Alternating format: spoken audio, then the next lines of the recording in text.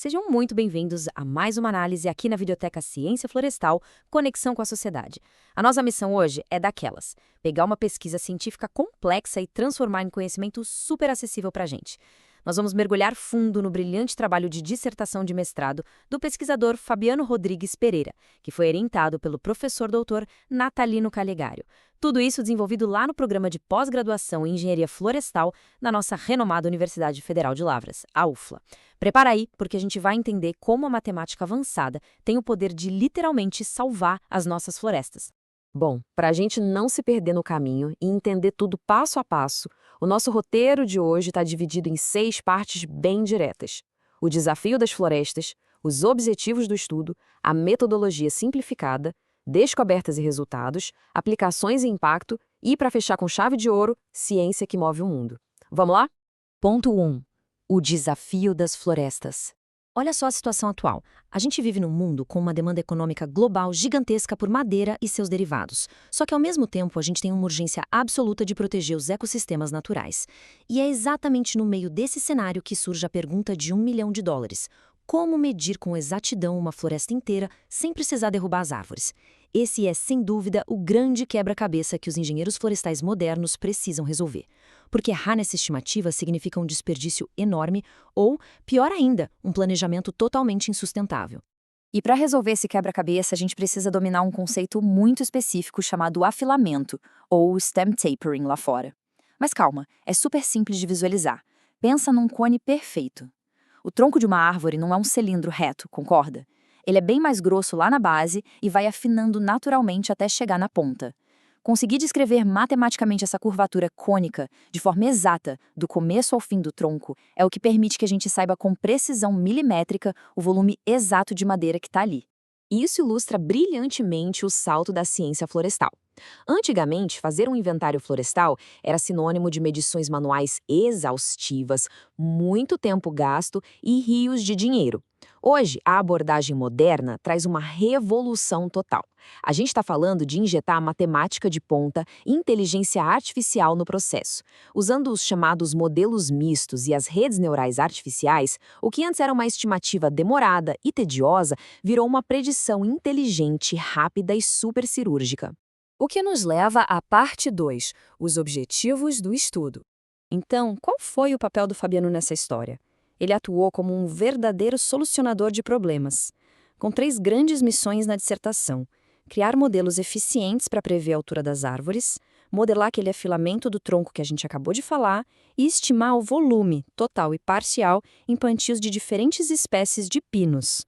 A grande sacada aqui é buscar uma precisão quase absoluta, porque é justamente essa precisão extrema que evita o desperdício dos nossos recursos naturais. Parte 3. A metodologia simplificada. Toda pesquisa de peso precisa ter o pé no chão, né? Precisa estar baseada no mundo real.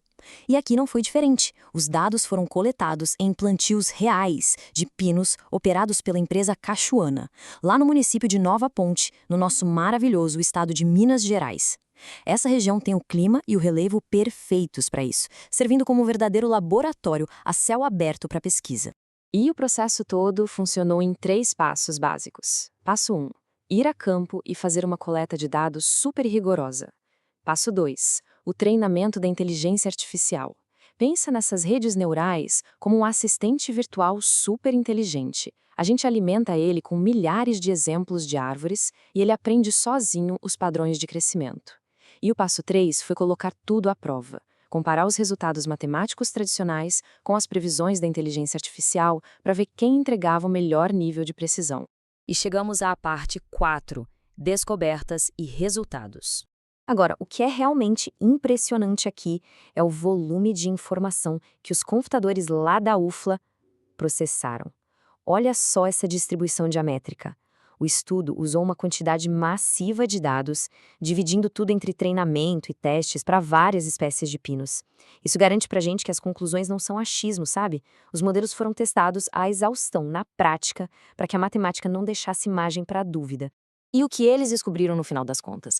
Traduzindo o Statistics para a gente.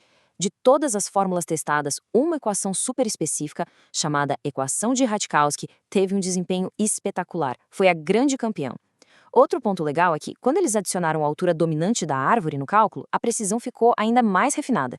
E o mais importante, os modelos mistos, que são altamente calibrados, deixaram as equações genéricas tradicionais comendo poeira. Eles se provaram as ferramentas mais precisas para a engenharia florestal hoje. Ah, mas é inteligência artificial, você deve estar pensando. Bom, as redes neurais provaram ter um potencial gigantesco, mas a pesquisa mostrou uma coisa crucial. Elas não fazem mágica sozinhas. Pelo menos não no setor florestal. A IA exige uma mão humana muito precisa, orientando e ajustando os parâmetros. Sem esse toque do pesquisador, o algoritmo acaba criando generalizações com muito viés. Ou seja, a verdadeira força aqui é juntar o poder absurdo de processamento da máquina com o conhecimento fino do cientista humano. Vamos para a parte 5, aplicações e impacto. O grande pulo do gato dessa pesquisa é esse benefício duplo que vai impactar a vida fora dos laboratórios.